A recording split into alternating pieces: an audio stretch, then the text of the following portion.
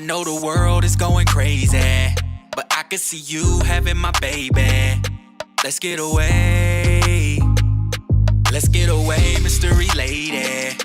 I know the world is going crazy, but I can see you having my baby. Let's get away.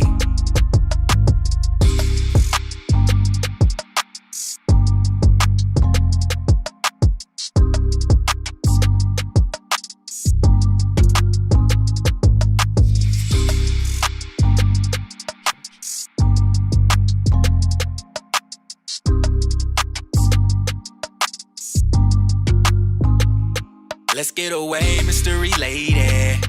I know the world is going crazy, but I can see you having my baby. Let's get away. Let's get away, mystery lady. I know the world is going crazy, but I can see you having my baby. Let's get away.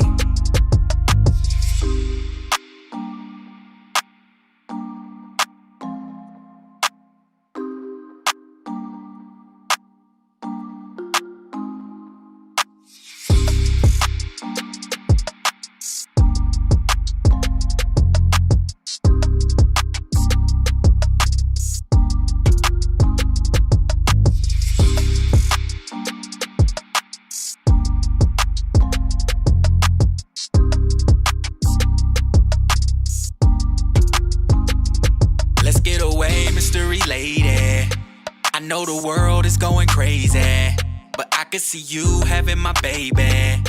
Let's get away. Let's get away, mystery lady. I know the world is going crazy, but I can see you having my baby. Let's get away.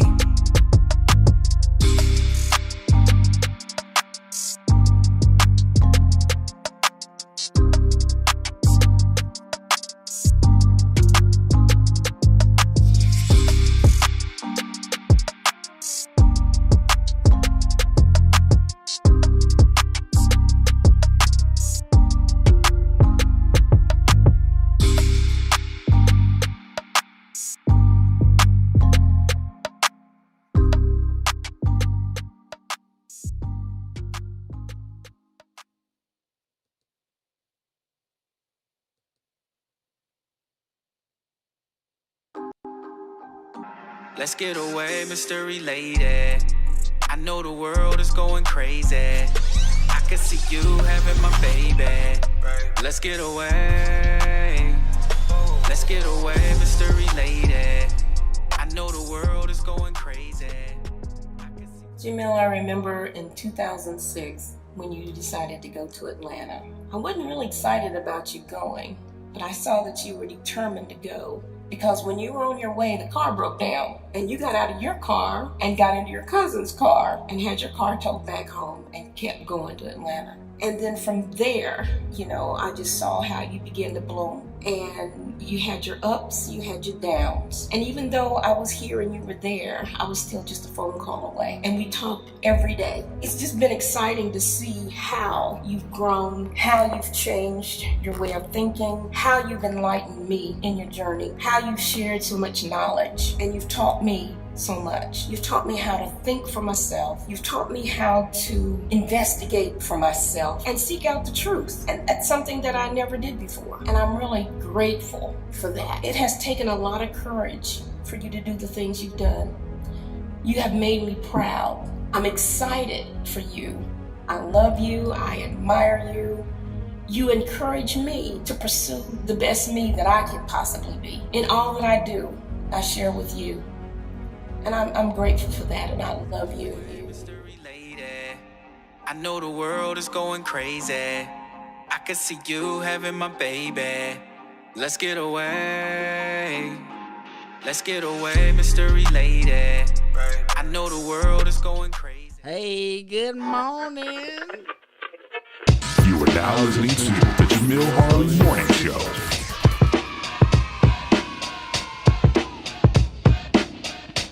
Meow. Good morning, everybody. Good morning, everybody. What's up, Dre? Where'd you go? Hey, I'm Yeah, here. I was gonna say, did I we don't know what you lose did to Dre? me, but I'm here. Oh, Let me get Dre ski back in this Check, thing check, thing. check. Dre just gonna dip out on us like I gotta go get something to drink real quick. Can y'all hear me? Check, check. Yeah, we can hear you. Hold on a second.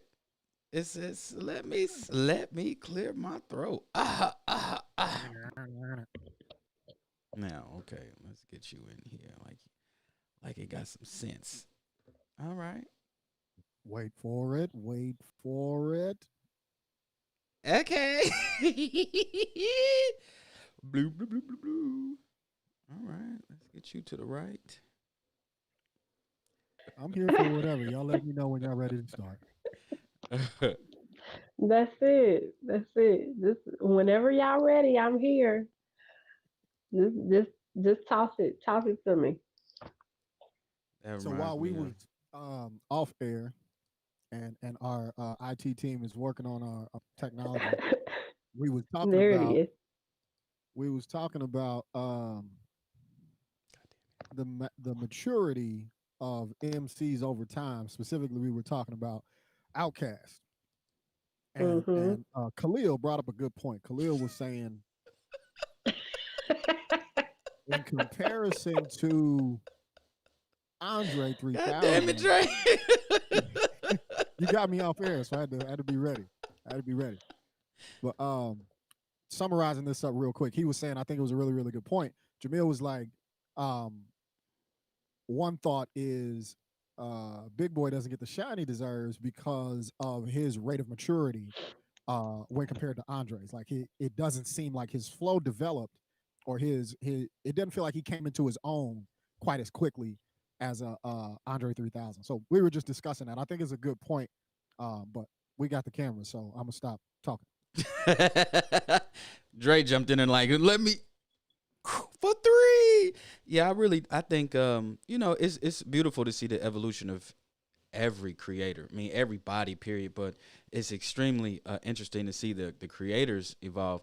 And what brings me to that is I every time I pay attention to that intro, the promo of the Now and Never documentary that I'm working on, my mom's talking, and through that you can see the house I was raised in, the neighborhood that I was raised in, and it's flashing back between there and here in Atlanta. And my mother is basically giving the backdrop of how I got to where I was at. It shows my very first performance at Crackers Comedy Club, several other performances at Crackers Comedy Club, and from that, like all the different things that the music videos and all the stuff just starts flashing. I'm like, man, I've come a long ways, and that's always a beautiful thing to watch people do. So I can appreciate Big Boy's evolution. I was just saying that I think that the reason why some people might not put him as such high regard as Three Stacks is because, and you even cleared it up, is it's because his evolution took a while compared to Three Stacks. Three Stacks was like, all right, I got what Erykah Badu. I'm about to put these shoulder pads with spikes on and change my hair, and we taking off. Don't you put that on EB. Don't you put that on. Come on now. I think that was in him all along. It was there, but she had to pull it out. Because, after Common got with her, he started wearing neon green and stuff like that, too. He was making hot songs. But here's the thing: that's what we highlight, right? We highlight the change in expression that we see. Mm-hmm. What I would like to think Erica did was she saw them being a version of themselves and said, "No, I'll go all the way." Yeah, and they decided to take that and run with it. and that's what your counterpart's supposed to do. Facts. When you with But it's a song with that I listen to. It's like a mix or something, and it's just Three Stacks like just going and going and going and going.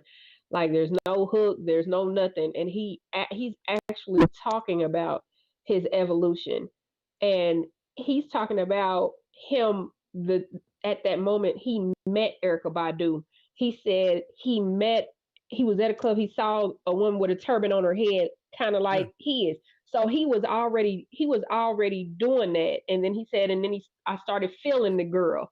Yeah. So it's like he said when he was searching for anything in this world, and he started feeling the girl. Searching So for something real in this world.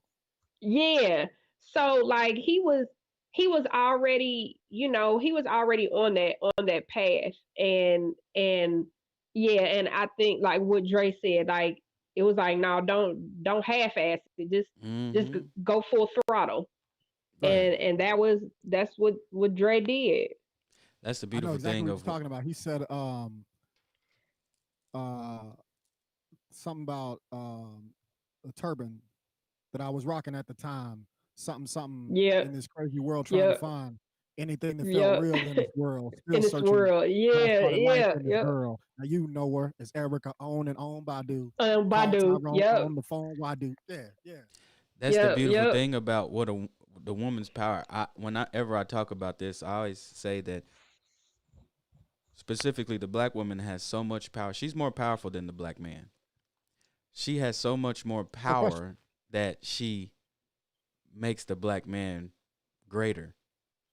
Like when you look at any black man in history that is considered great, he's not a single black man. He's not. He has a wife. When you look at Nelson Mandela, when you look at Malcolm X, Martin, like those women that was next to them, whoo, those were some powerful women right there. And Shout out to Mama Hurley. Shout out to Mama Harley. Mama, hold on, let me bring these Hey. comments up, baby girl. Let me see these comments, y'all. Hey, you speaking truth.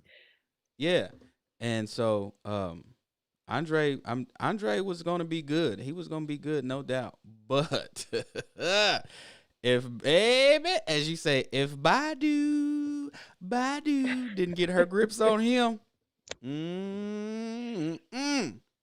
I don't think we'd be talking about Andre in such high regard. But I don't know, bro. Return of the Gangster kind of proves that wrong to me. Yeah. Yeah.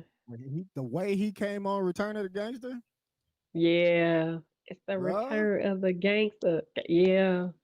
That's He that. said the That's niggas that get the wrong man. impression of expression, then they question the big boy, what's up with Dre? Is he in a cult? Is he on drugs? Is he gay? When y'all gonna break up? When y'all gonna wake up, nigga? I'm feeling better than ever. What's wrong with you? You What's get wrong with you? down. You get down. Bruh. Hey, yeah. Don't Boy went don't in. play. there we Yeah. go. Good morning, son, Queen. I mean, Queen Kiana and Dre. What's up, baby girl? My mama Good come through morning. representing. You heard me. Well, Yeah. Yeah. we got a good show today.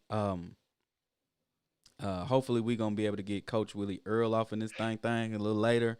We got my homegirl, the woman of the founder, creator, owner, see all that of Women of Project Management, Women of PM. She's gonna be coming on talking, and I'm gonna be taking over the fun fact today. Kiana almost didn't make it today. She was outside selling drugs, and she had to run from the cops. And so, Oh, no, I'm just There's the bus. why? There's the Why bus. would you That needs to be see? in effect. There's the bus. It is. There is the bus right there. Let me out. Let me out on the corner. No, but let's get into this because we're gonna get Asya in here. So let's start it off. That is a fun fact. Want to hear a fun fact? It's like a fun fact. Another fun fact. Here's a fun fact. Or not so fun fact. Or Here's another. Not the so fun fact. Not so much fun anymore, is it? Today's fun fact is we're going to talk about a person in history, one of my favorite people to read and study about. He's actually the world's first genius. He's an African man named Imhotep. Imhotep was in Kemet. Kemet was the name prior to it being known as Egypt. And Kemet just translates to lands of the blacks. Many of us been taught to call it Egypt, and when you think of Egypt, you don't think of African black people. You think of Arabs. Arabs conquered Kemet in 622 after the Christian era, after creation era, whatever you want to say, as long as you put the era in there. Imhotep built the pyramids of Giza way back in 2630 before Christian era, way before any invading groups and any and again, back when the country was called Kemet, which was KMT, later became KEMET. Again, it equates to the land of the blacks. The step pyramids of Giza, which is one of the 9th wonders of the world, is what he built. It's a beautiful structure, and even to this date, with all the technology and all the industrial robotics, and they still cannot replicate any of the pyramids. And what was funny about the pyramids, the heavier stones are on the top, and the lighter stones are at the bottom. It's pure genius. The step pyramids of Giza, and he's labeled the father of medicine and philosophy. He was the first person to ever be labeled a Christ, which translates to the anointed one. The name Imhotep means he who comes in peace, which is why so many of us that study African history will greet one another with Hotep brother, Hotep sister, queen, which is a word many of us use to demean other people, which is really weird to me. Just if you don't like this person, just call them a weirdo or asshole or something. Like, you must be a Hotep. I'm not trying to fight right now. I'm trying to be in peace. I mean, and there's so much more information on him, Imhotep, on the history of Kemet, the origins, and all this other stuff. And if you're interested, you should look up books from the authors named, I'll say, Anthony T. Browder, Dr. John Henry Clark Jr., Dr. Ben Jocana, J.A. Rogers, and Chancellor Wilson, just to name a few. And that has been the fun fact of the segment. Yay. Now, I was flying through it because I'm looking at my time because Asia's coming on, and Asia's a project manager. I think it's a gift of hers. And here's one thing that I will say about women that I've come across. Women are more organized than I'll say me. I won't say men because there's some men that might be extremely organized. Say us, because I'm right there with you. Okay. And it's a wonder why women just haven't taken over everything. Because I mean, everything starts with organization. Not a wonder. Yeah, it's not a wonder. Definitely not. Nubia comes on talking about some duh. Right. Don't you come in here set tripping now. No, you do. You do you, boo-boo. Her duh is so accurate, because just because you have a different gift than me, that doesn't minimize my gift. Mm-hmm. Like, I'm still dope. Just because you better at organization than me doesn't take any away from my dopeness. It just means I'm dope at something different. Yeah, no doubt. You know, but if we could get to a point ever in civilization where we can work together hand in hand, man, I think we could get back to building. I'm not going to put that on the screen, Nubia. She said, she, good morning, she. Yeah. You know, a lot of the most powerful movements in history was orchestrated by women, and not just women, Black women. Yeah. So I know. We'll just say that. That goes back to our original point in regard to Erykah Badu and Three Stiggity. That's my story, and I'm standing on it. Of course you are. Yeah, man. Shoot. Erykah Badu made my brother's name extremely popular.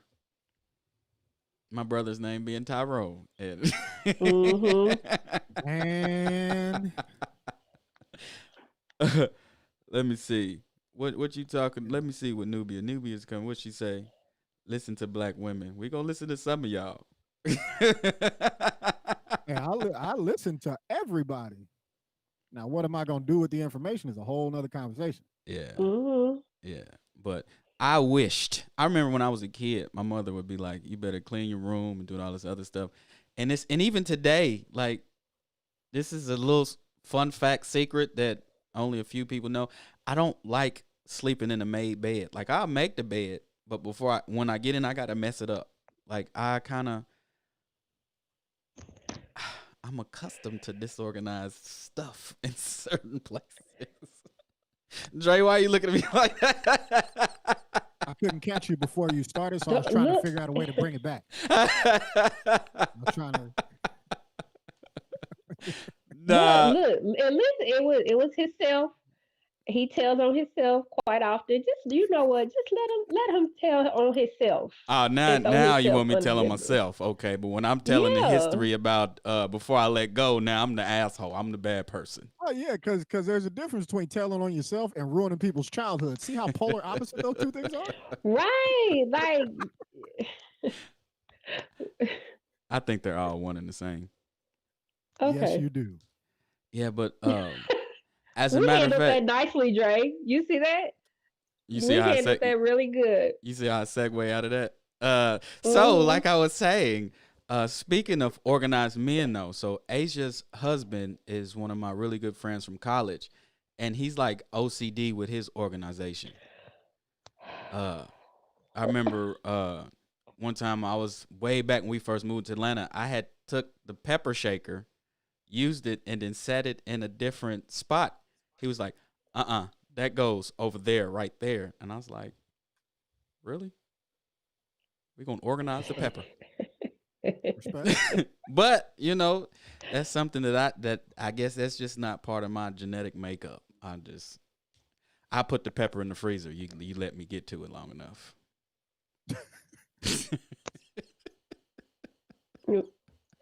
Well, Each his own, Jamil, brother. I think it's more men that would side along with you, and that's okay. Like That's that's where okay till we women leave the come toilet in. seat up.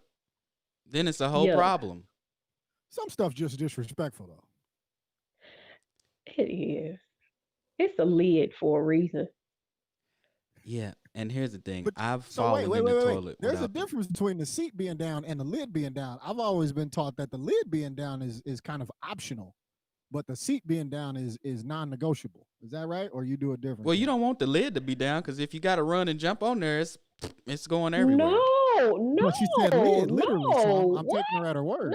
No. Listen, you know what No, the lid is for? You supposed to what? put the lid down before you flush the toilet. It prevents all of All the the stuff splashback yeah. from coming up. That's what it's Okay, for. okay, that's I'm Look, with it. see, All right, Dre, she dang near snapped on you. See? no, I asked for that. I'm with that. So here's $1 million question. Y'all ready? Do you eat cake at birthday parties when they blow out the candles? Hello. You just got all the COVID, the baby COVID. I can mop the floor if the toilet seat is up. But see, listen to what she said, Well, though. to answer your specific question, I don't. if See? You sprinkle if the a lights child all does over it. spit all over the cake, then it's a no for me. But I'm good. you Kids see be how going hard on them cakes. I'm like, man, nah, I'm straight. you see how You she can have said, all though. that. You see how she said, Dre, it's okay. That's just how you guys are. Then when you touch on a specific topic, oh, hell no, you disgusting, trifling. Get out of my house. But, but that Wait a wasn't minute. me. We both live like, here. I want to I'm break just up. like I was just being like in that specific moment. That is what that's for. Like I get on. It's a house full of girls, so I have I have to tell my teenage girls to do that. So no, like it's not just I have to let them know what the lid is for. Put the lid down. Like yuck. I'm with Nubia. I'm so with Nubia on that one. Yeah. She said, we aren't blowing out candles anymore. We're waving the fire out. Hashtag COVID time. Okay. Man. What? It's funny because like I've been this way for years, and my family like it's become like a running joke. And when we do birthday parties, like, oh wait, no, Andre ain't gonna eat the cake. Don't nobody say that no more. You've been doing that since you Nope. was a kid. I've been doing it for a long time. I wouldn't say since I was a kid, but for a long time. Like you gotta have a cupcake for blowing out the candle, and we need cake for Yeah. everybody else to Yep. eat. But If, no, you know like what I mean? I started doing that like with Marley with her birthday parties. Like I would have one large cupcake, and I'd put her candles in that one large cupcake, and that cupcake would be for her to dig into, spit all on. Like that's her cupcake, and then Right, the regular right. cake is for everybody else. I started doing that, so no, I'm so far out So the get here it. we loop. go. I'm so Here we far go, out the loop. Jamil. Jamil, here, think about it this way. Would you let me blow on your food before you eat it? Like, cause it's hot? Would you let me like cool off your food? How about this As one? an Raise adult, your I would hand hope not. in the comments. I want you to put a hand up in the comments if you would let me sneeze in your face. Come on now. What? Like what? No, come on. Now you know that's a no. That's like nobody's gonna So raise their why- hand with that. Why She am says give I him a separate crazy cake. though? Because I don't want to eat the cake after the kid with the snotty nose just blew all over it. You're not. So wait a You're minute. not. I don't think anybody's calling you crazy though. I think right now everybody's pretty much in like, yeah, Jamille's smash pondering. cakes like everybody is a baby. Yeah. Smash Jamille's cake. pondering now. Here's- He got the finger up. So He's pondering. I understand both what everybody is saying, but I'm so far out the loop because I'm not around kids regularly. When did not blowing on the cake, blowing the candles out, become a separate? All I can tell you is When I you- stopped blowing my cake out like late teens. You make me a cake for my birthday, I'm blowing every last one of them candles out, and if you don't eat it, then No, that's my Of cake. course. No, that's not a thing. That's not a thing. No. So no, we still blowing out candles. You just give them a separate like these huge cupcakes that they make, or they make those little small individual cakes. You take those and you let them blow out the candles like that. No, we still blowing out candles. You just look. This is for you though. When you spit Hold all on, on the Kiana. cake. Now some, Let me ask him this. Jamille, do you eat at the work? we had nasty, gross kids. Like no, like for real. Do you eat at the work pitch in though, Jamille? Whew. Well, luckily those are illegal, and so I haven't I haven't had one of those. And the last time we had a lunch company pitch in was, I forget what job it was with. But now, if it's not sealed tight, you can't bring that thing around there. Oh, okay. I mean, y'all doing everything else in Atlanta. I figured,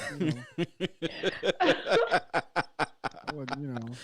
Hey man, somebody asked me to go to a lounge or club or something. I was like,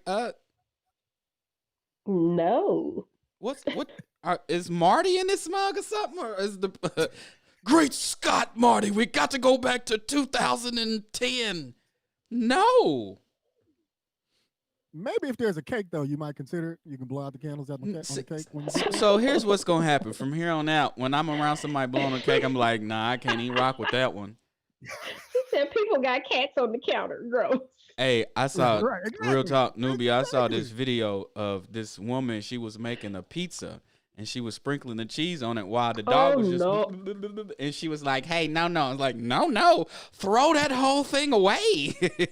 right. You don't reason with the dog. The dog is doing what it's supposed to do. But these are the same people that don't rinse their meat off before they like season it and cook it. Well, I shouldn't say season it. That's being a little bit extreme. But yeah, they don't rinse their meat off before they cook it. Well, I'll Yeah. say this before we bring Asya on. I worked at Hardee's back in the day. Let's just say that. And I was there for like maybe 3 weeks, and they had me frying the chicken. And they say, go get the chicken out the back freezer. It's soaking in, it's been sitting in blood. And you just drop it in the batter and throw it in the grease. And I said, but what is the cleansing process? And they was like, we don't do that. I was like, Mm. note to Philly self. African American. Right. So I go home and say, nobody buys chicken from Hardee's ever again. And I'm just passing. That was before texting and social media. I'm like, hey, if y'all rock with Hardee's, do not eat they fried chicken. They cooking blood in that thing. Hey, I was good when they started doing fried chicken and salad in the same place they do burgers. I'm cool. We like that seasoned with a little salmonella, please. Then they sold y'all bologna sandwiches. What? They started selling fried bologna sandwiches. Who? Nuh-uh. Hardy started selling fried. Yes, they started selling fried bologna sandwiches. Dre, I think that was Where just was I think that was this? just in Lawrence where you lived at, Dre. So I haven't lived in Lawrence since I was like 13. This was way after that. But I see you hating though. I don't want you to think Nah, I'm just not like- hating. I'm not hating, Jay. I've never heard. Have you ever seen a commercial? Come to Hardee's for the new bacon bologna sandwich. Maybe not But on the you know south what? side, but the rest of the city, yeah. See I how I've could turned I that could on you? definitely like Hardee's was the hood spot. It really was. I could see Hardee's doing that, Hardee's is honestly. still open now because of retired truck drivers. There's nothing hood about Hardee's. Hardee's and Waffle House. Yeah, you go to Hardee's on a Swear. Saturday morning, it's just bombarded with retired truck drivers drinking coffee and talking about well, back then it was Ronald Reagan and them. Yeah. So she said they used to sell it. See, that was only on your side, y'all sides of towns. That didn't come to where I was at. Not much came on the south side, so you're not really giving us a whole lot of credibility in your argument. I'm from the southeast side, so I was on both sides. Player. Okay. Nubia says regionally, I've never seen a fried bologna sandwich at Hardee's. See, August 31st, 2014. The internet never lies. Hardee's new fried bologna and Velveeta biscuit. 2014, Chief. Oscar Mayer bologna, melted Velveeta cheese. did you say 2014? August 31st. 2014. So that was 2014. recent. Okay, well that makes sense. Hater. Okay, that makes sense. I'm thinking you talking about in our childhood. I was about to say, Hardee's right now they're trying to find everything to get people to come in because truck drivers can't retire anymore. They have to work until they have to drive a long life. But yeah, Not drive a long life. I mean, hey, you rarely see a Hardee's open anymore. That's what I'm saying. Yeah, Hey, that that's one true. on 56 and Emerson is going strong, boy. Hey, well, ladies and gentlemen, with no further ado, we got the lovely Asya Watkins in the building, and we are about to add her to the call. And hold on, let me get the proper applause for my girl.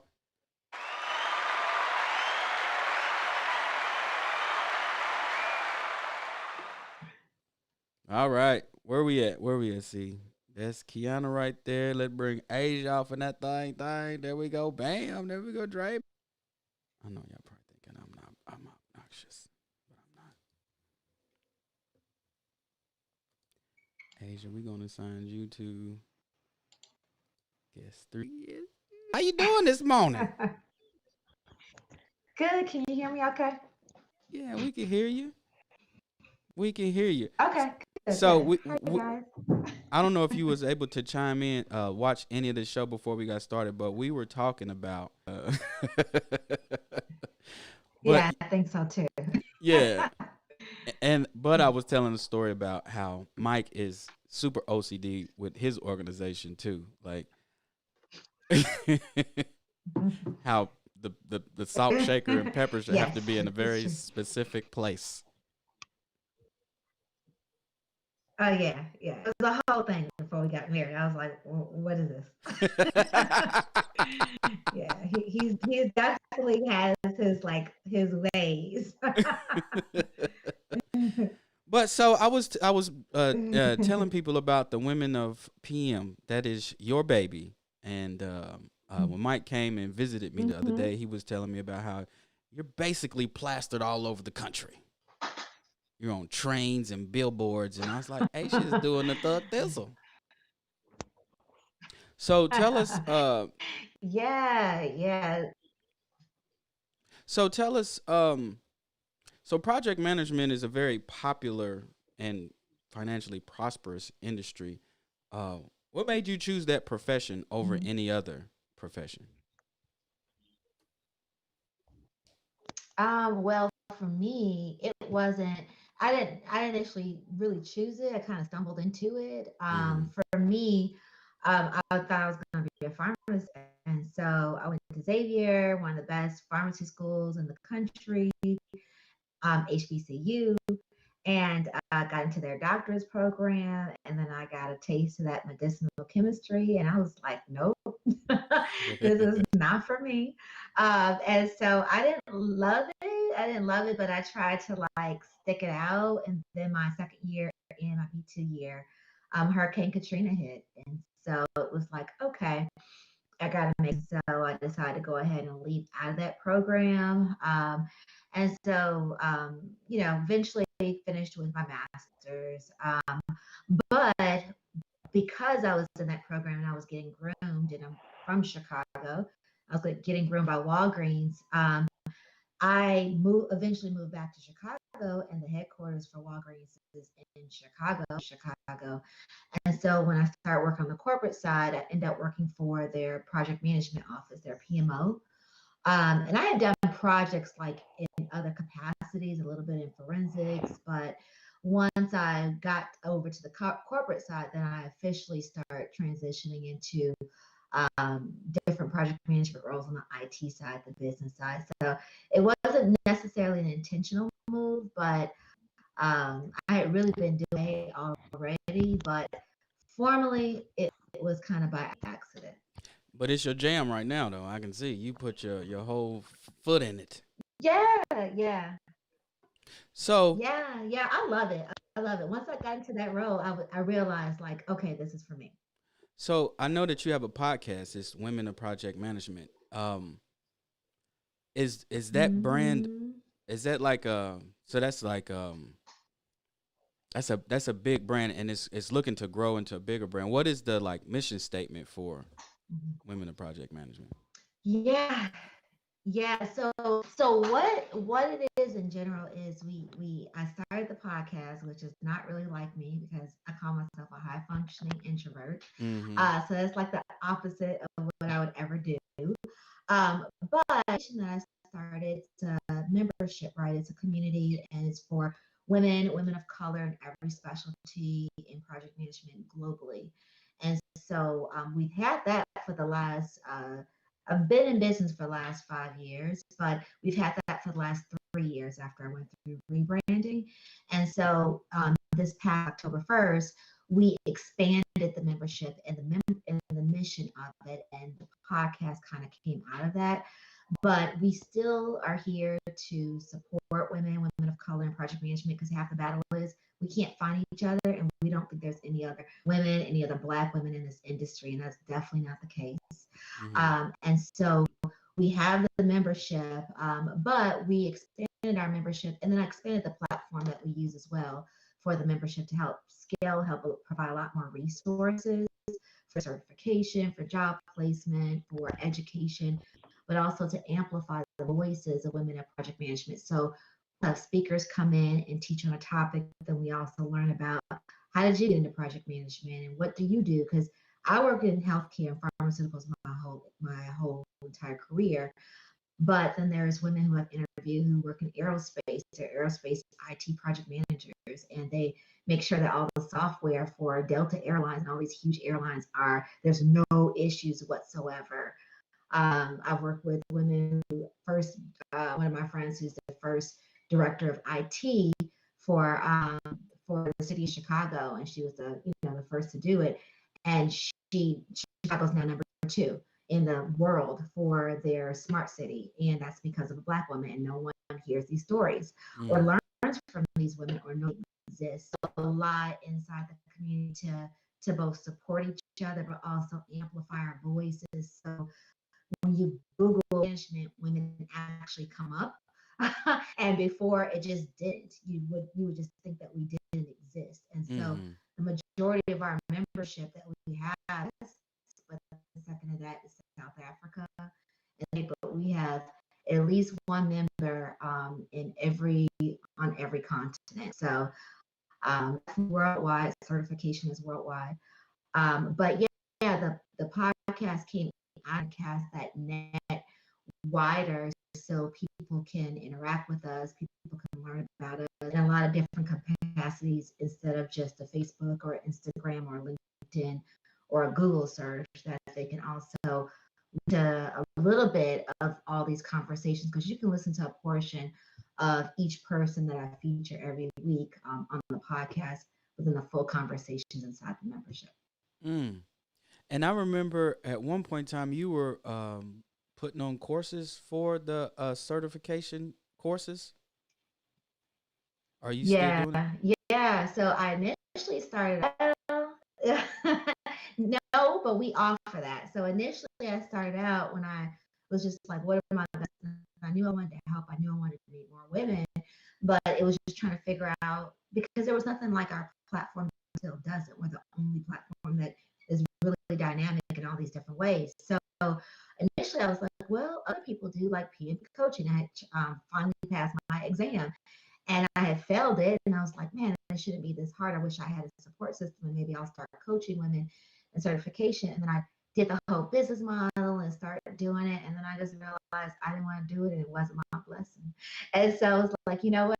I don't want to be a disservice. So what we still have certificates, but I've partnered with other people who are as important as, as passionate as I am about this community and connecting these women in this industry. She's just as passionate about that, of helping them. So we open it up. There's multiple coaches, but we primarily partner with one particular coach that we have for the last 2 years because I know her program inside out. I know her team inside and out. And we've had 100% passing rate too, which is very, very hard to do.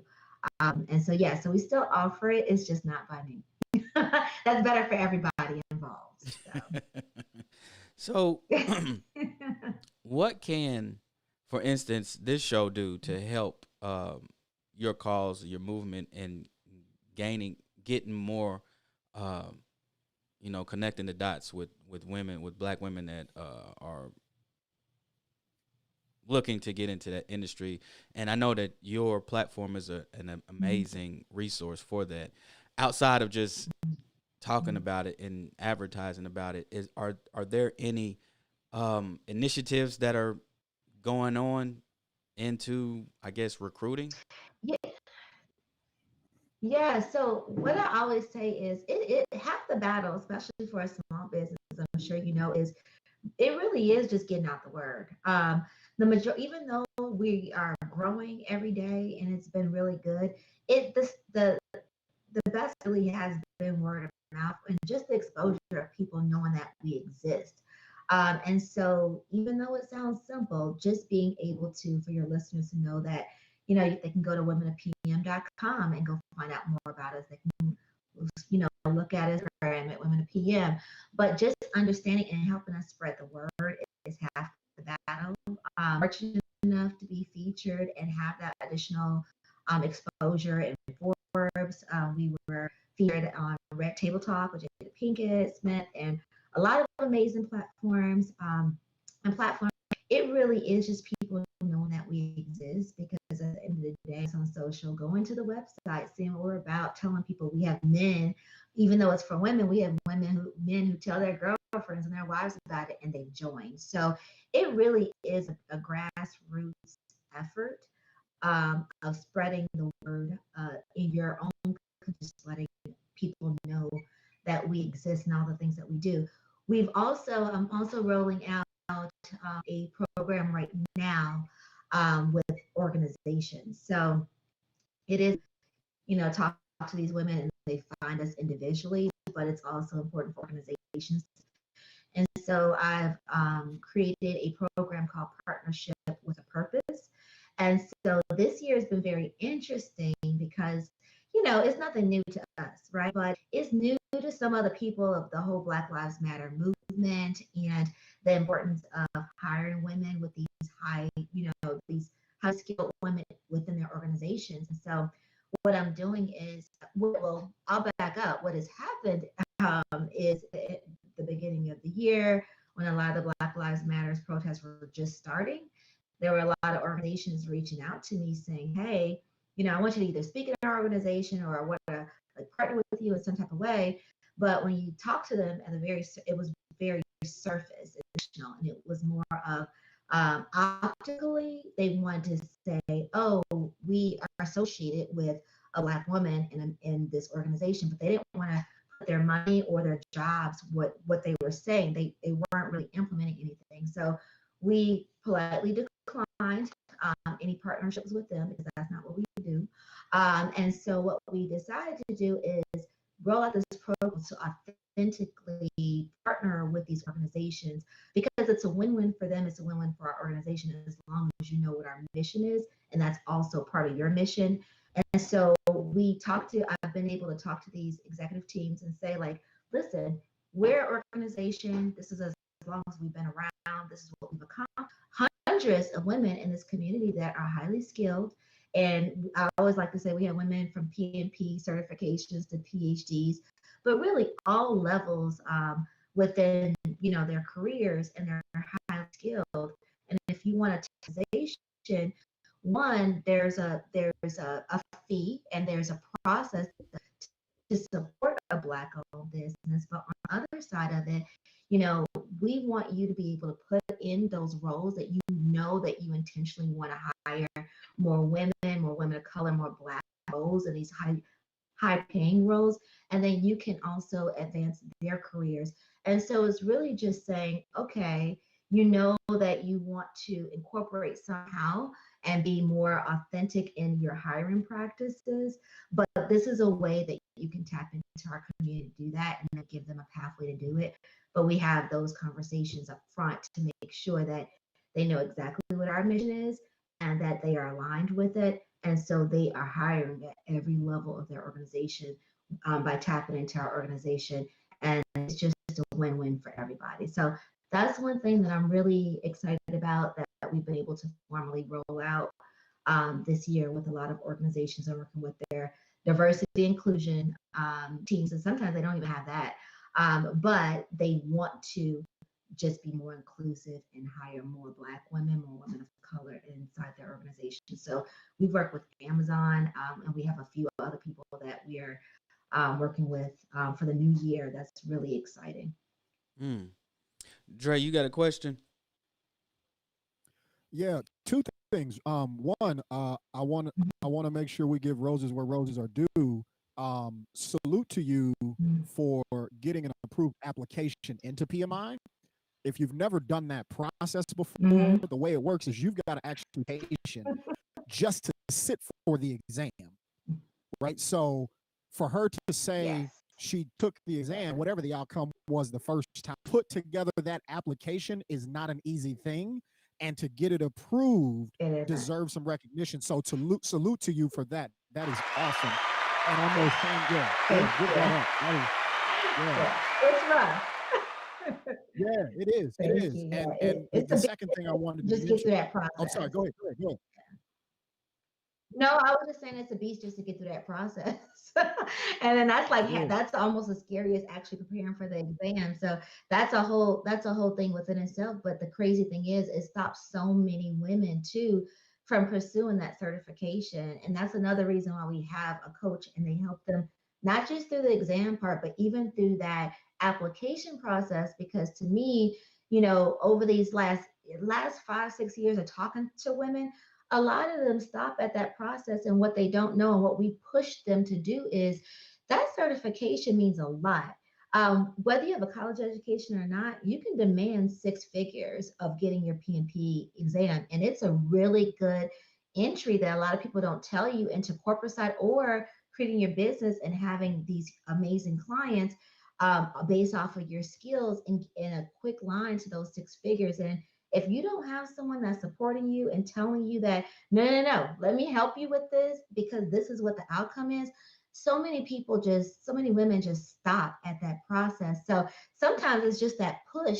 And then once they get through that, it's amazing how much their confidence grows too once they get through that process, once they pass that exam. And then once they know that, nope, we're going to give you the words because you need to start demanding that you are capable of being in these roles and understanding that. So yeah, that's half the battle. You hit the nail on the head, and I want to stay right where you were. So this question comes to mind. I think it's relevant for everybody that's paying attention or will see this. What advice would you give to that young person, male or female, or the person that's interested in project management that sees that one line item on the application process that says you need, I think it's 3,500 hours of project management experience? What tips would you give them on how do they go get that experience? Yeah, I think that's a perfect question because that's one of the top things. And I've literally talked to at this point a few thousand women.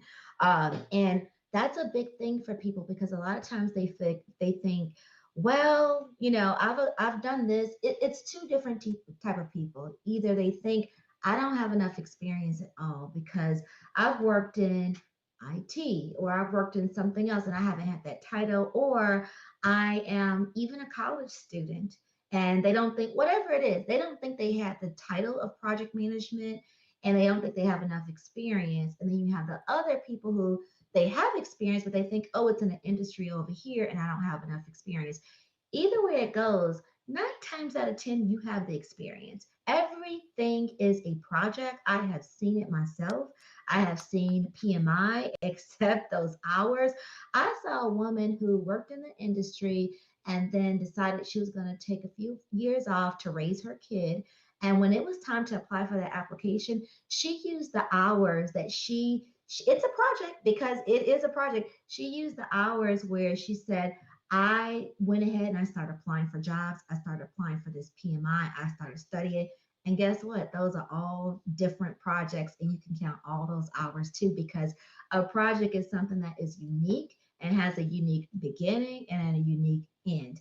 And you can count it all. And we even inside the membership, we have a whole spreadsheet that all they have to do is we walk them through it, but it's like a on demand, it's like a little Netflix, and it's on demand.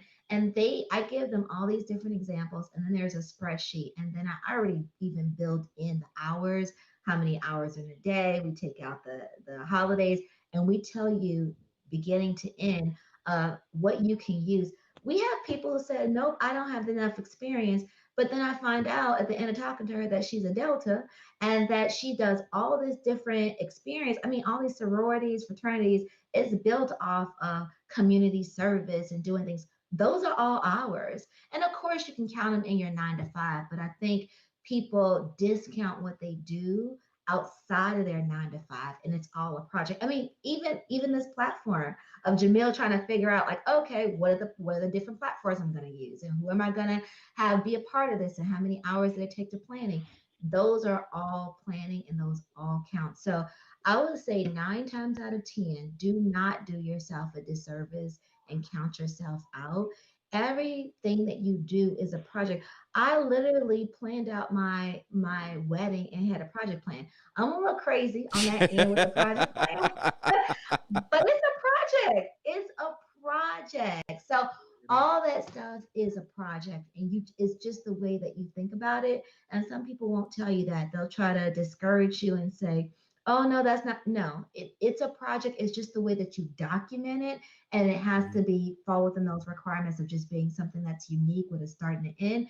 And I have seen it with my own eyes of PMI accepting it, and people coming back to me after their application was accepted and saying they accepted everything and they were fine with it. I'm like, yeah, of course, because it's a project. Right.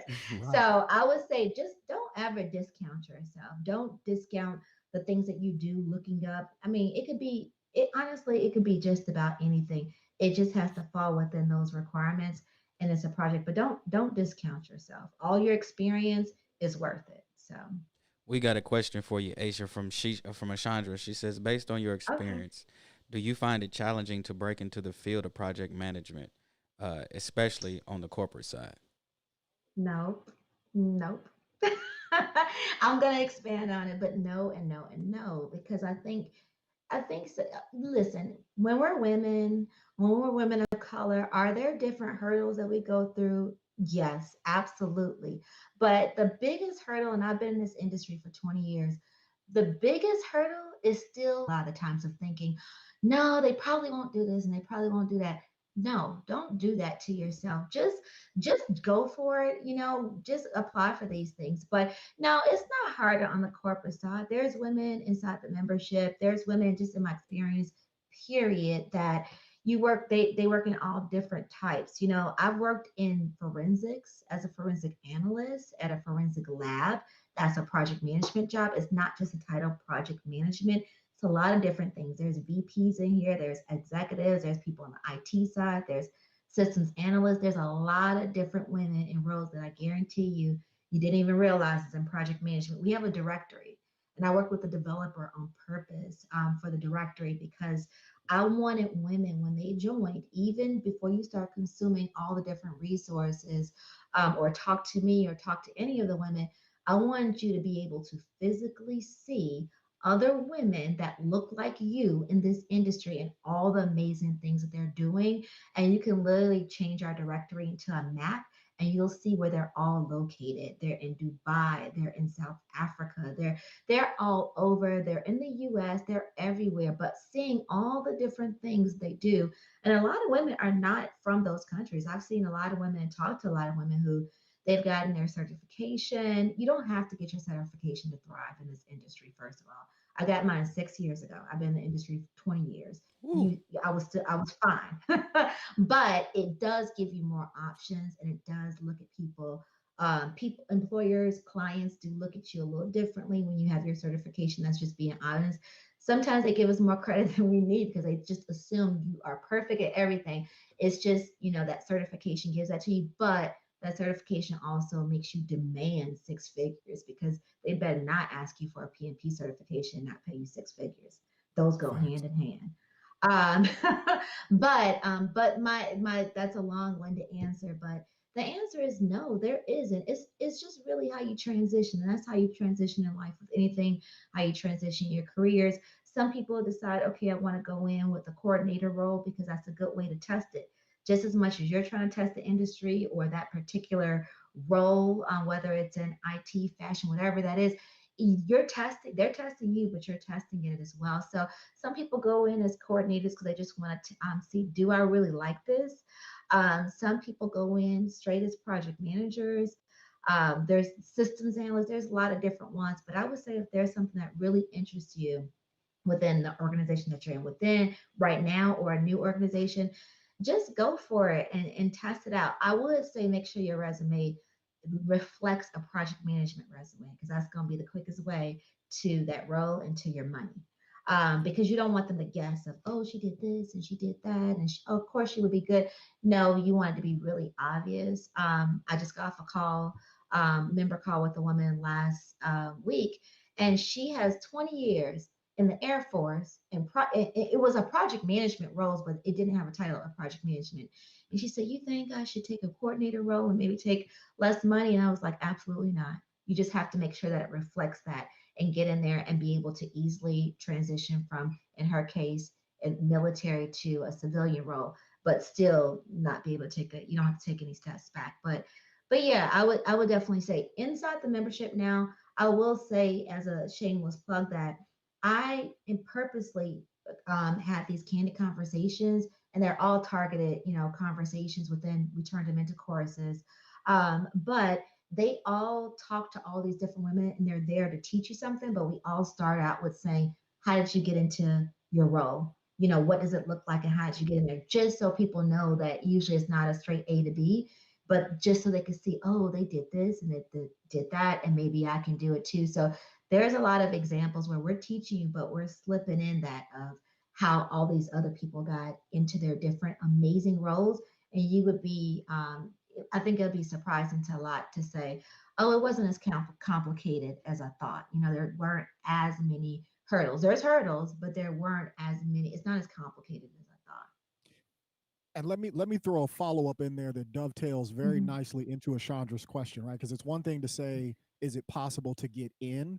The next question I'd want to get your feedback on, your perspective, is what are I shouldn't say right, what are industries that you see people commonly garnering 6-figure salaries in project management? All of them. I said what I said.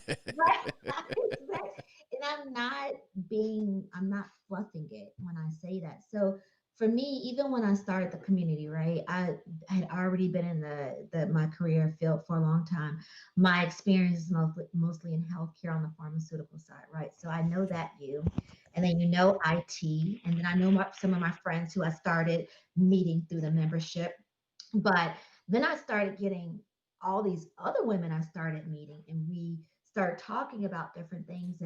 And I'm asking them of what's your range, because one of the things sometimes that comes up naturally in one-on-one conversations is, some people may say, I don't make enough. And some of those people just don't know.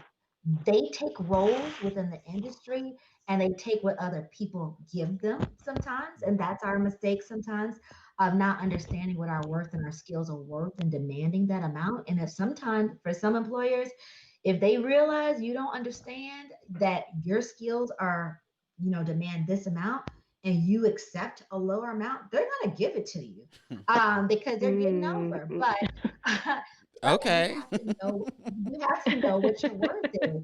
So and they will do it. They will do it. So, but I definitely wouldn't say there's a particular industry because project management goes throughout every single industry and every single specialty. Sure. And they know when they ask you that for that PMP, for example, that they got to pay you six figures. And that's a quick Google search. Right now, if you Google it, it says if you get your PMP certification, you better be getting paid at least 108, period.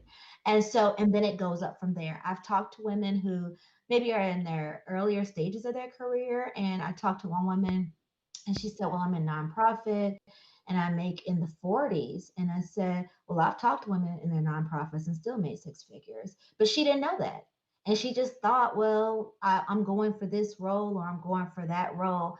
And so that's okay. That's an easy fix. That's a matter of updating your resume because she already had the experience. It was just a matter of making sure that she aligned with her goals and her purpose and what she wanted to do. And then when she went out for that next role, she knew how to present herself the right way. But then I've also talked to women who said, I don't make enough. I talked to one woman, she said last year, she said, I don't make enough. And I said, well, how much do you make? She said, I'll make 152. And I was like, okay, then we can go ahead and get you somewhere else.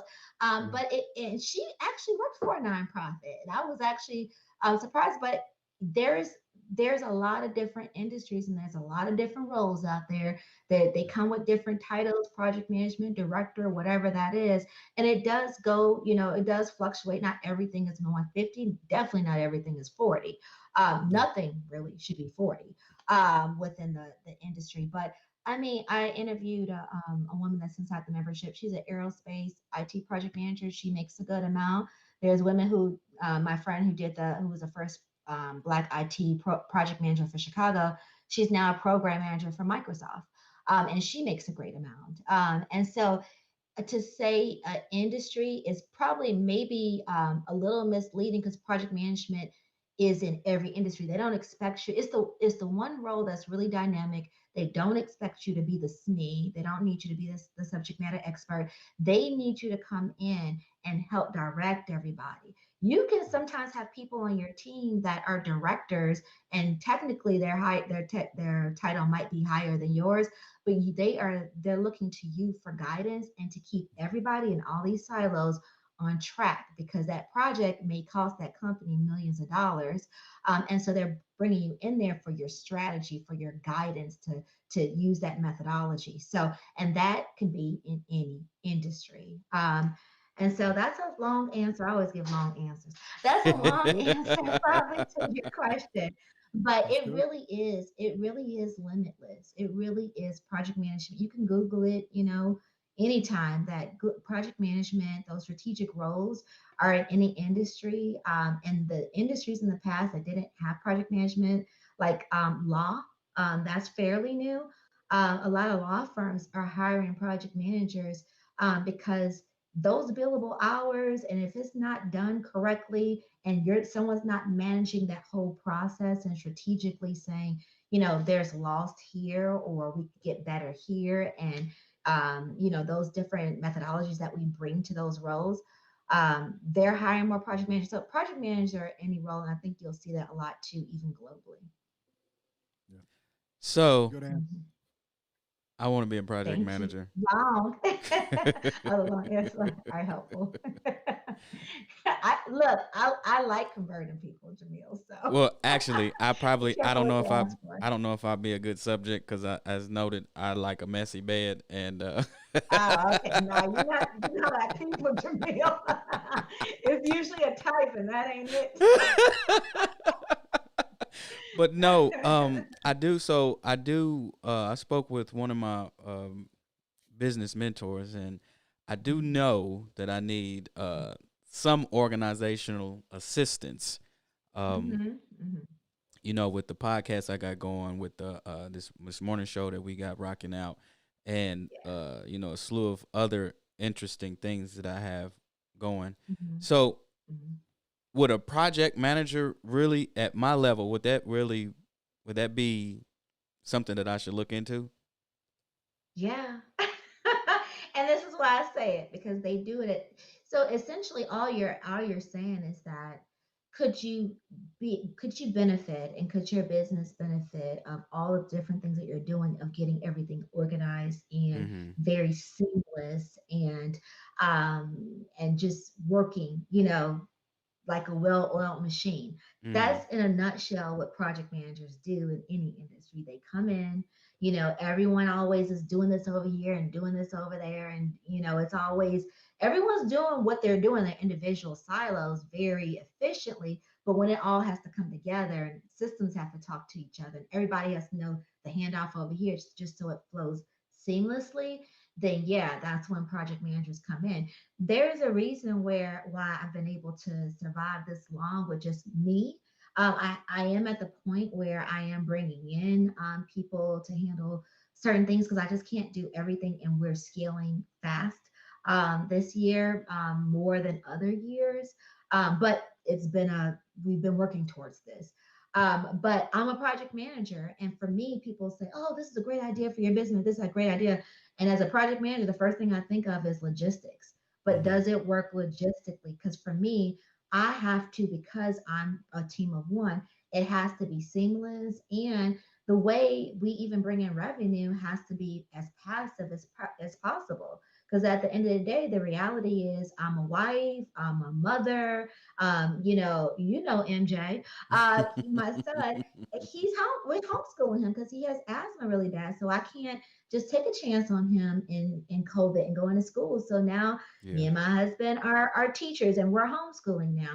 Like the business still has to survive, but the customers and the women in the community that I'm very protective over them. That quality still has to be there, but the way everything is built that way, and it's from a project manager making sure everything is seamless. So there's a method to the madness for anything, right? So it doesn't drive you crazy. So how would I obtain one of your project managers? Oh, I could tell you.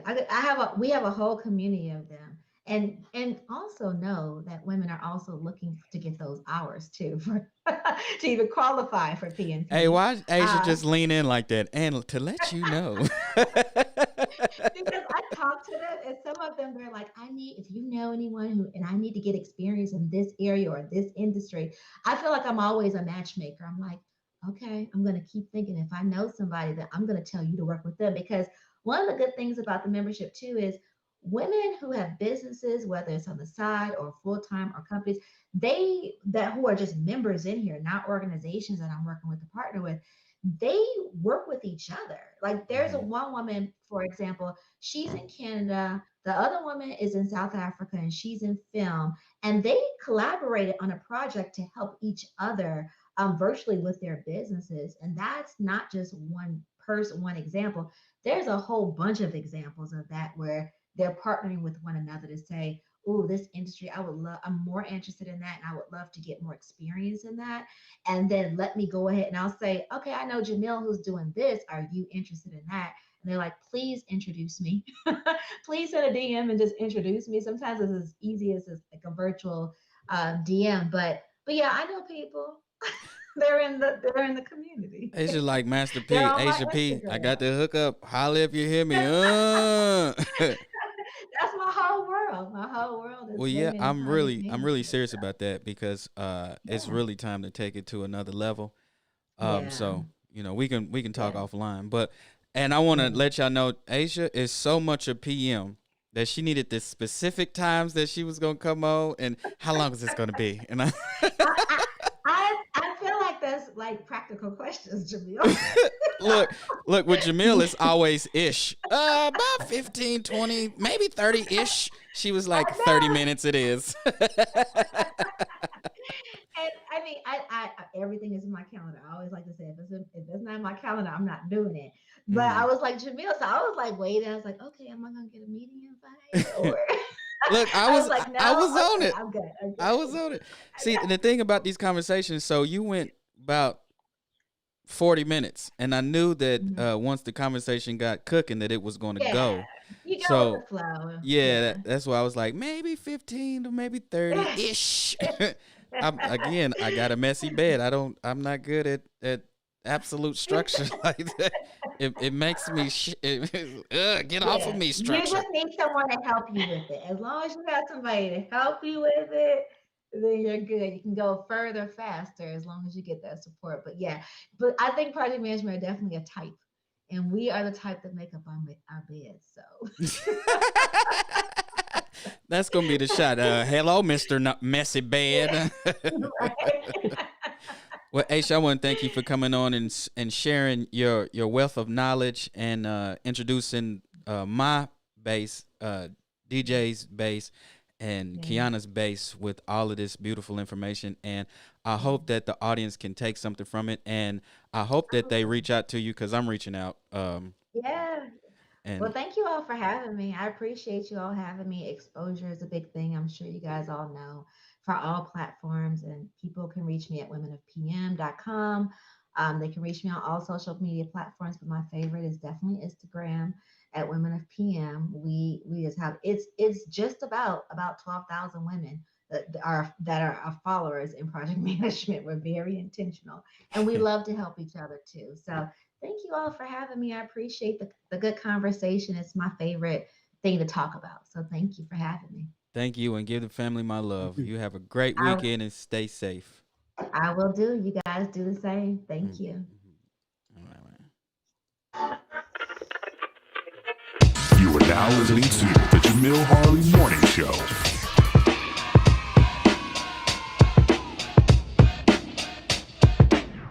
So, Nubia, that was dope. She reached out to LinkedIn. What else? You got jokes over here, Nubia. And I don't understand why I'm frozen. They hating on me today. Jamille needs a Wrangler. It sounds like a PM maybe. What in the hell is a Wrangler? I don't even know jeans. Oh man, this next segment, man. So, and we gonna get this party started with DJ. But first, Hey. we got to bring in one of the family members of the Jamille Harley Morning Show. We got to get. Don't act like that, Kiana. We got to get the man, the myth, and the legend in on this thing. Let's see if we can get Coach in here. Ain't nobody looking at the dictionary.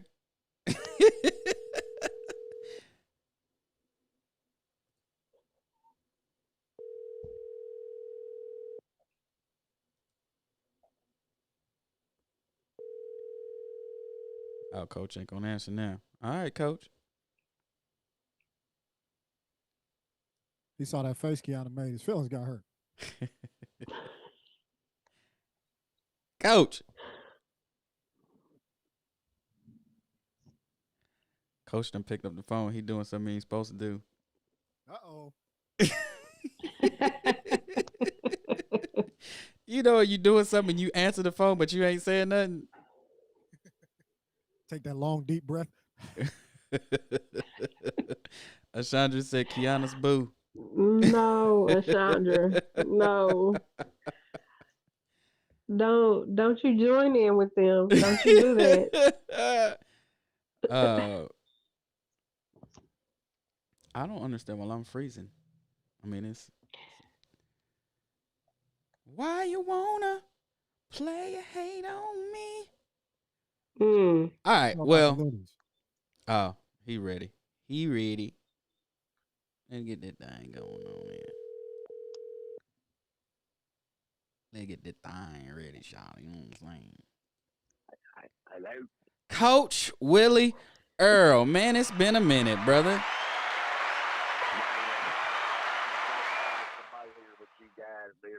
Well, let me address you guys because I got to get over to my boosty here in a minute. It's so good to be here with you guys, Jamille and Andre, man. I have missed you guys. I really have, man. I really missed you about as much as I missed my home. Hi. Coach, I can barely hear you. Can you hear me? Hold on one second. Hold on.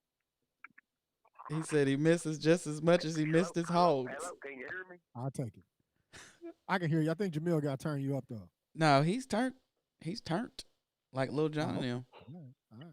That little John, man, that fella make good music, man, make good football music. Man.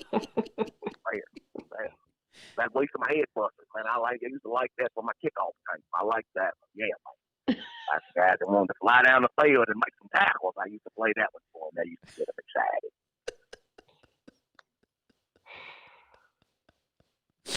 All right, Coach, what's going on, man? We ain't heard from you in a minute, man. Hey, man, I just sports is back, man, and things that I've been consulting for some teams. I'm not gonna say any teams in particular, but when you get a star NFL quarterback that's been on one team for a long time, and he's got many Super Bowl rings, and he goes to another team, you need a special guy to come in and be able to handle that.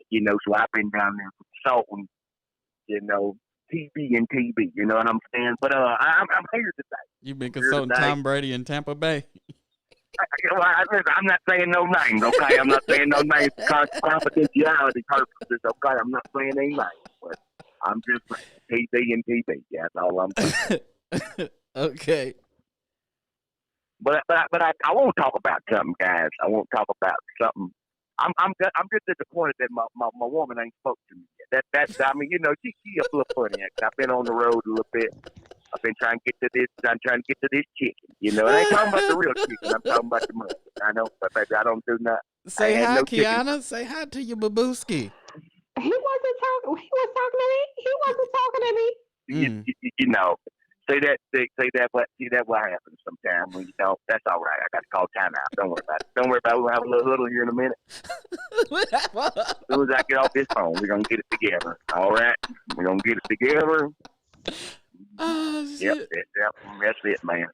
Well, hey, listen here, guys. I'm sitting in here in the state of Georgia drinking out my Blue Solo cup, and what I wanted to talk about was cancer. Yeah, I wanted to talk about cancer, when it comes to situations. And I'm not talking about the zodiac sign, or I'm not talking about, the tumorous sign. I'm talking about in relationships. Sometimes on teams, you got people that are good players, but they're cancerous to the team, they might be a good player, but they're not a good partner, And sometimes, like real cancer, you got to cut that out. You got to cut that out and move on. It doesn't matter. It doesn't matter how curly her hair is. You know what I'm saying? If she ain't going to speak to me when I come on the radio, then I got to cut her out. I'm cut my little hair. If you don't speak to me when I come to, you got to cut her out. I don't care how much money he makes, ladies, okay? If he's not a good partner, okay? Sometimes you got to cut that out. Yeah. Sometimes you got good players that don't make good partners, and sometimes they can be. And listen, when you got a cancer on the team, you guys know, man, can't play with them, can't be with them, can't be around them. They just infect the whole team. You ever been having a good day, and then he or she walk in the room, and you're just like, man. Yeah. Can you go back out the door? Because this ain't it. Yeah, that energy just shifts. That energy, man, because they're cancerous to the team. They're too busy with. I remember. Listen, I had a player by the name Tyrone Dixon. I remember this. It was seventh grade football. Okay, and we got our butts with 35-14. Okay, and I was chewing the team out, and he was over there hot dogging. And I said, "Hey kids, listen here. There's no I in team." He had the audacity to look me in my face and say, "Yeah, there's an I in me, coach." At that point in time, I knew I couldn't play. I couldn't play. He wasn't no good. He was cancerous. He was good now. He was talented, boy. He could shoot with the best of them, okay? But he was cancerous to the team, and we couldn't have him. Okay? So, listen, in these relationships, you got to identify if you got a good partner or if they're just a good player. And if they're cancerous to the team, you got to cut them out, man. If they insist on making the macaroni and cheese for Thanksgiving, and it don't be too matchy or too cheesy, you got to cut them out, man. They've got to go. They've got to go. I think my Booski gonna make us some vegan macaroni and cheese or something this year, but But if it ain't it, it's got to go. Hey man, It's a vegan mac and cheese. Hey man, listen. I think everything in macaroni and cheese got some type of animal product in it. I don't know how we're going to pull that off, but I know my Booski Whatever to follow my little hair is gonna figure it out. But I'm telling you, every good player don't make for a good partner. And if they're cancerous, you need, the sooner the better. You cut them out because all they're gonna do is they're gonna spread into your personal life. Okay, you know they're not gonna let you go on fellowships trips to Vegas and stuff like that. This isn't personal. I'm just talking about what I'm talking about. You know, if you can't, you gotta cut them out, man. They're not gonna let you go to Vegas. Man, listen, man. Listen, the way she acting, I'm going. You hear me? The way you guys are my witnesses right here. I done sold the farm for this lady, my chicken, my hogs, and everything, and I come on the show and she won't even speak. She won't even speak. Listen here, I don't care about your YouTube viewers, okay? Your Facebook viewers, everybody know we're together, okay? I'm a public announcement. Y'all in a whole relationship, ain't you, Coach? Yeah, man. I know she's a good partner, man. I know she's a good partner. She just, we just need to huddle up and readjust some things. But I'm telling you, listen, every good player don't make a good partner, and if they're cancerous to the team, got to cut them out, Jamille. Hey, that's my little advice for this week. My man, Coach Willie Earl. Coach Willie Earl and his Booski Woosie. Y'all gonna huddle up after this show because y'all need to. Oh, absolutely. That is imperative. It's imperative that we huddle on up. About something about this energy I don't like. I just passed Chick-fil-A just right now. You know what I'm saying? I can't even get none but you keep on. I'm gonna have me another one with American with pepper jack cheese on to keep on. And it ain't gonna be no vegan. Ooh, cause she gonna make that vegan mac and cheese, Coach. Oh, we're gonna be together for the holidays. Don't get me wrong, but I need all that. I need all the yep. The lentil and beans. I need all that. All that stuff. I made it. And we're going. But probably about December 31st, man. If things don't change, turn around, man. Coach Willie Earl will be back out there in them streets eating Chick-fil-A #1 with American cheese. Man, I'll be back out there with number 8 man and a sweet Arnold Palmer. Can I drink the Arnold Palmer? Is that all right? Miss Kiana, can I have the lemonade and the tea? Is that okay? I don't know the rules. I'm just trying to figure out. Trying to remind me of Martin Lawrence on Bad Boys when he said, well, can I have the pickled in? And he said, well, it's a lot of salt. He dipped it in the Coca-Cola. So I'm just trying to figure out what I can and can't have. Coach, what you're doing right now is called a compromise. Compromise. Okay. I'm just trying to figure out what I can and can't have. And what I can't have is calling into the radio show that my woman's not speaking to me. That's what I can't have, you know? Oh, my gosh. Hey there, but I hey there, dog. As the co-host of the show, I'm saying, hi, Coach. How you doing? Oh my! Don't be judging me. Don't be trying to be politically incorrect. Okay, don't do that. Okay, tell the world, man. Tell them what it is. Okay, that's all right. We gonna huddle up later. Yeah, we don't sometimes what's understood don't make explain. Nope, don't worry about it. All right, Coach. Well, tell us what your slogan is. Hey, you guys know my slogan. All right, be safe, Coach. Oh, man, y'all are hilarious. I love this interaction between his babooski. Listen. She says, claim your man, Kiana. Girl. Because y'all going to huddle up. Listen. Oh. Y'all don't stop doing me like this. Coach, do you have a sister? Coach has hung up the phone, ma'am. No, he's still on. He's still watching. Coach is. He better be watching.